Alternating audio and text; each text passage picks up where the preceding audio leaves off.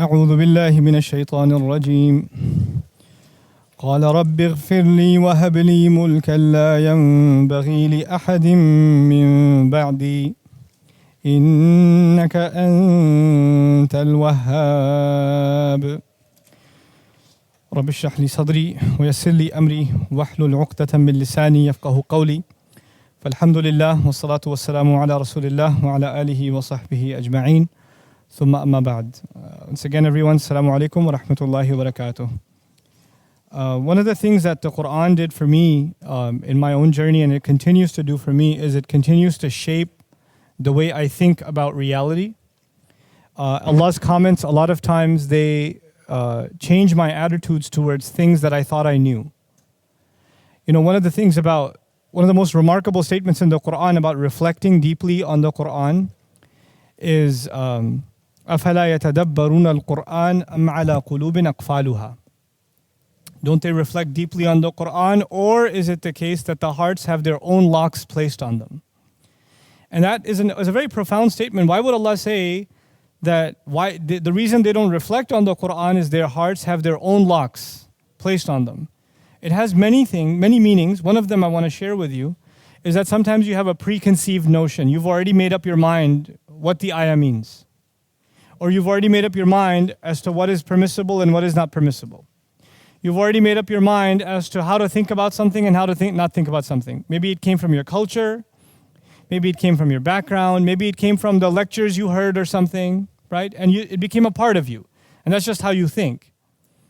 The Quran is forcing you, when it reflects, to unlock everything you have in your heart. Let Allah dictate what your conclusion should be. They cannot be dictated by anything else. And so there are people who and I've seen this happen, you're trying to study the book of Allah. You're trying to learn the meaning of the ayah. And they say, well, no, wait. We learned that this means this. Or we learned that it's X. But the ayah is saying Y. It's not saying X. No, but that doesn't matter because we already learned that it's X. So you can't question that anymore. One of my mentors, Dr. Akram Nadwi, was telling me one time that he was discussing, by the way, we do this with Quran, we do this with Hadith. And when people are ready to do this with Hadith, then Quran is easy step. So he said he was talking to a number of ulama, these are scholars. And they were discussing some issue and he said, well, what about this Hadith? And the scholar said, well, no, actually no, I know that's a Hadith, but the fatwa remains. And then the Shaykh quoted one of the other scholars that they look up to. And as soon as they quoted that other scholar, everybody said, yeah, okay, that makes sense. And he said, wait, when I told you the hadith on the same subject, you all had a counter. But when I told you this scholar said it, all of you just immediately agreed. Nobody had a problem.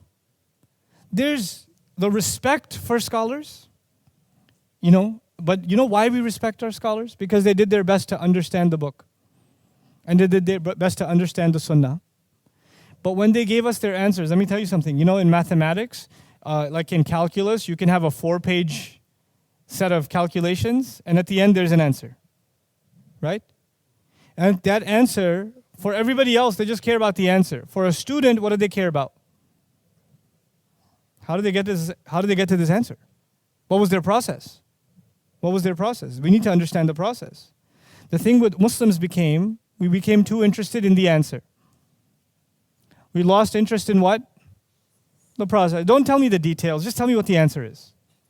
Now the thing is, sometimes, is it possible that even a teacher missed a little bit? Or they didn't consider everything? So they gave you the answer, but maybe the answer should be revisited. Does that happen? Yeah.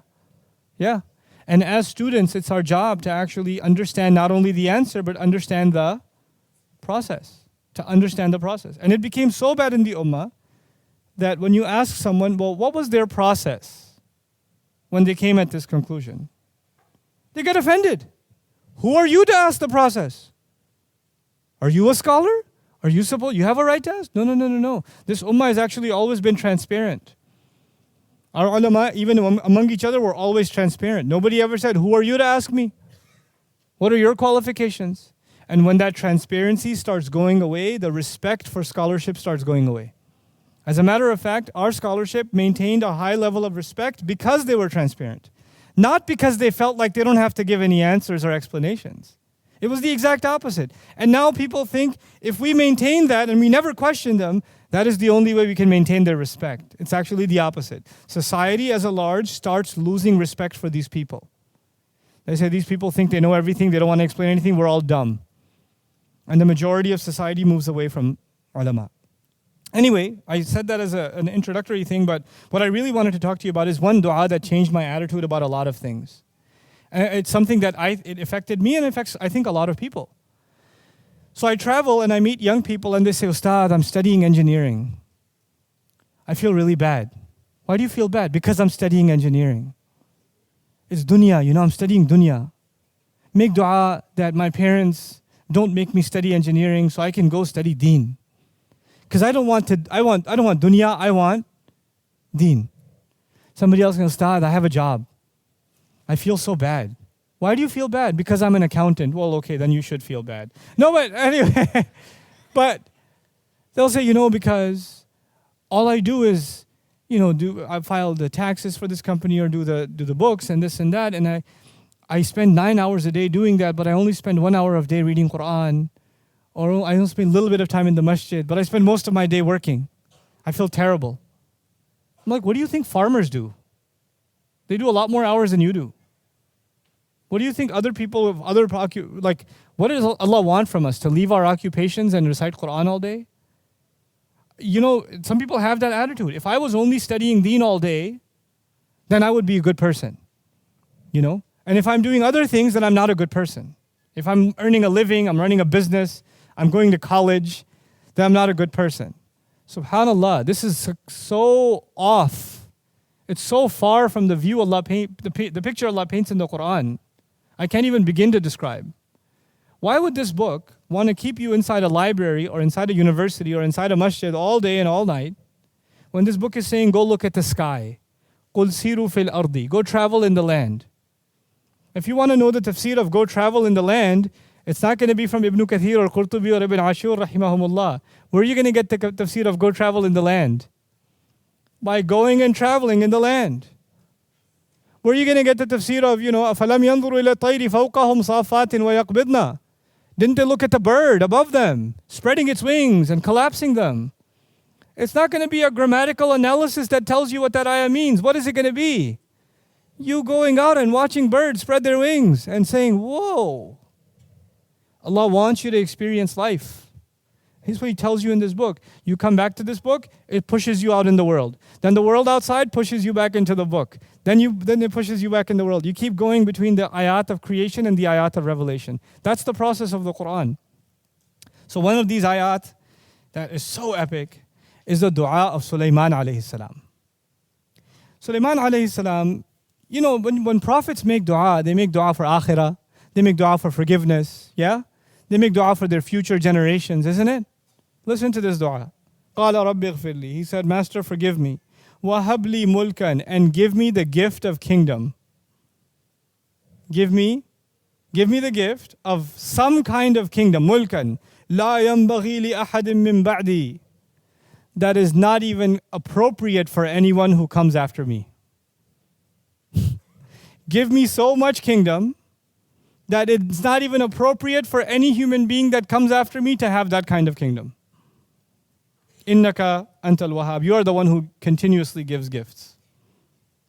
What is Sulaiman alayhi salam asking for? First thing, forgive me. Second thing, which is what shocked me, I was like, whoa, what? He asked for kingdom. Okay, that's deen or dunya, by the way, by our standards. It sounds like dunya, isn't it? And not just dunya. Don't just give me and give other people. He didn't just say that. He said what? Give me so much and give me something that is not even fitting for anybody else. Make me unique in what you give me. In where? In dunya. How in the world is this appropriate? It sounds like he's asking only for dunya. The beauty of this dua, number one, is his top priority. Ya Rab, forgive me. If you understand, Ya Rab, forgive me, then everything else about this dua will make sense. If you don't understand, Ya Rab, forgive me, you will not understand what the rest of this dua is. A human being can only do so much in this life. I'm only going to live so many years. Then I'm going to be leaving this earth, whether I like it or not. My date is done. My time is done. The angel shows up. The appointment is there. It can't be delayed. The only thing that lives after me is what? As far as my akhirah is concerned and my forgiveness is concerned, I can make astaghfirullah, astaghfirullah, astaghfirullah. I can make tawbah to Allah. I can cry before Allah only so many years. Only so many times. But what can help me earn Allah's forgiveness even after I die? It's called sadaqah jariyah, isn't it? Something good you leave behind. The hadith will tell us your sadaqah jariyah could be your money. One of the most beautiful forms of sadaqah jariyah is what? Your children, they do good deeds after you, yes? Allah has given different people different blessings. Some people have money, they don't have children. Some people have children and they don't have money. But al-malu wal-banuna zinatul hayatid dunya. Money is a part of the beauty of this life. Children are a part of the beauty of this life, isn't it? Now Allah gives certain people certain capabilities and other people other capabilities. If you study the prophets in the Quran, they don't all have the same talents. They have different personalities and they have different special skills. They have different highlights. The thing about Sulaiman alayhi salam, his special ability is governance. He knows how to govern. He knows how to take control. He knows how to even control the rebellion of who? Of jinn. He can even do that. So he has an unusual capability of government and controlling resources and putting things to service. Now, is that a common quality or a very rare quality? The more power you get in government, the more corruption you get. Okay? The more absolute authority you have, the more absolute problems you have. Absolute power corrupts absolutely. One of the greatest kingdoms in human history is the pharaohs. Case in point, Now, Sulaiman alayhi salam is in a unique position. He has kingdom and he knows how to use it for good.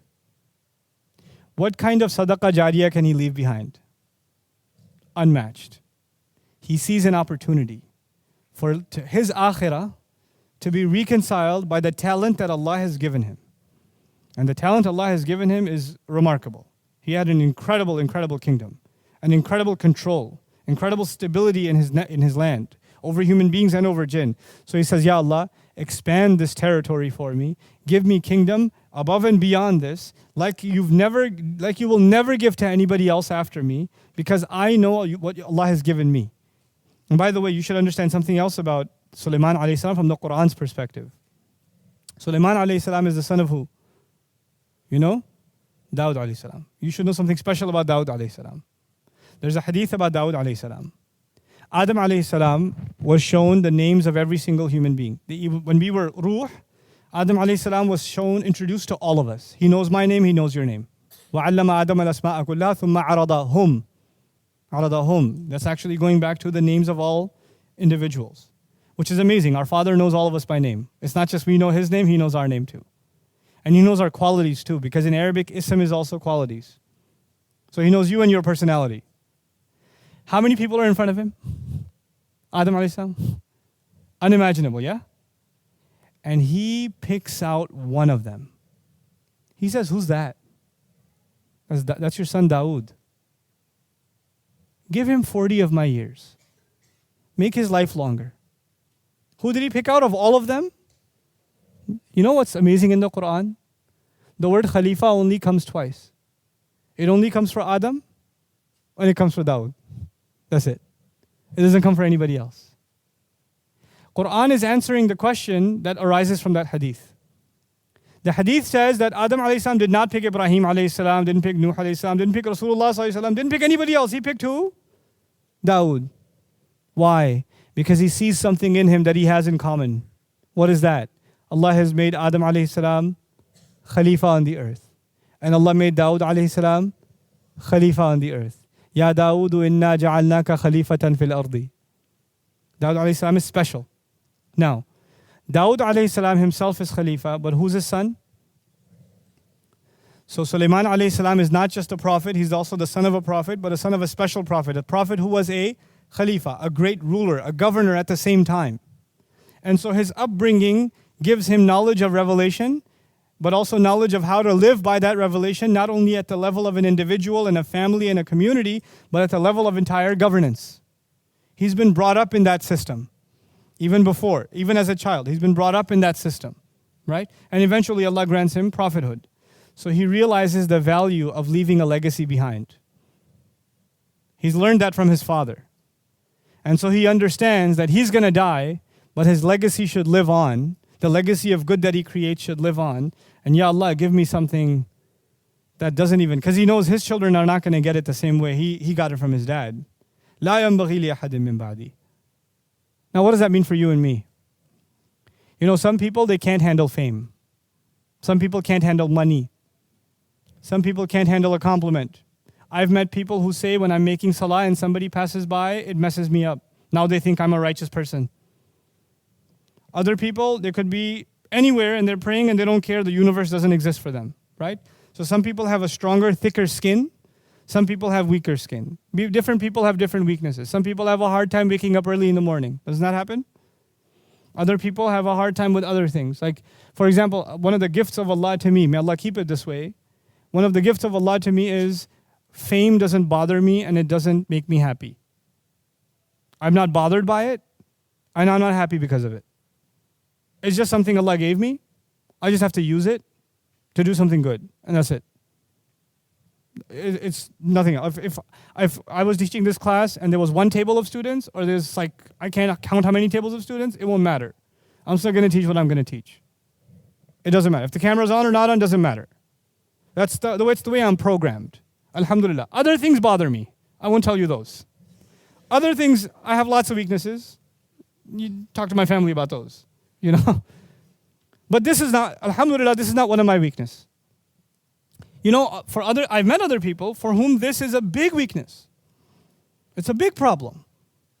So the first thing you have to recognize is what is your weakness and what is your strength. And once you find your strength, then you ask Allah to give you and give you and give you in what you have strength, so you can put all of it to the service of Allah's deen, so you can leave a legacy. Ya Allah, if this is not going to mess me up, then give me more of it, because I can put it to work for your deen. Like Uthman radiallahu anhu should be asking for more wealth. He should ask. You know why? Because even after being a millionaire, does the wealth mess him up? No. Someone like a Qarun should not ask for more wealth.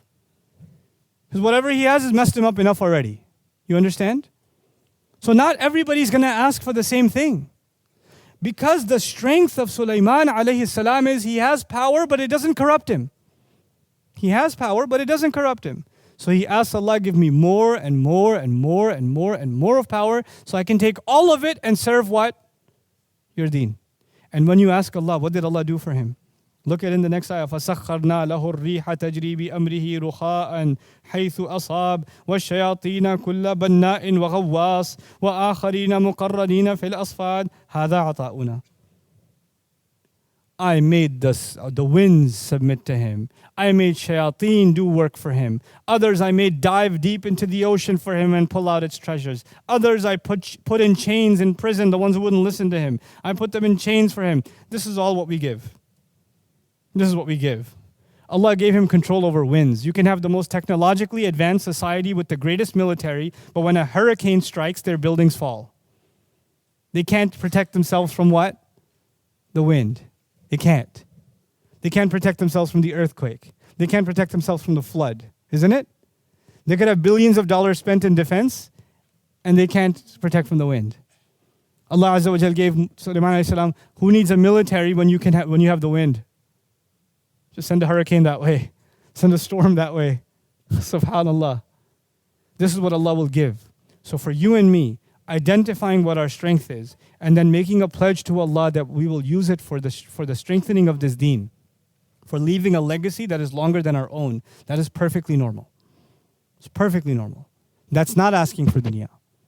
As a matter of fact, even if you benefit from it somewhat, it's fine. Because you take from it what you need, and you give from it what will build your akhirah. Because what was the priority from the very beginning? Rabbi, ighfirli, forgive me. This is all in hopes of earning Allah's forgiveness. No matter how many good deeds I do, they're not going to be enough, so I keep doing good deeds even after I'm dead. That's what I want to do. Every one of you should be thinking like that. Every one of you. What is the strength Allah has given me, and how can I put it to good use, and how can Allah build my talent to make it even better? so I can benefit even more. May Allah Azza wa Jal make us people of benefit and help us understand the beautiful and the perfect word of His. Barakallahu li wa lakum. Assalamu alaikum wa rahmatullahi wa barakatuh. Thanks for watching, guys. I hope you benefited. I'd like to encourage you to actually embark on a comprehensive journey into the Quran. I've done a video translation and explanation of the entire Quran. It's called Quran Cover to Cover. I'd like you to check it on Bayyinah TV. Just do a little bit of it every day, and before you know it, you'll have gone through the entire Quran in translation with me. Hope you can take part. Assalamu alaikum wa rahmatullah.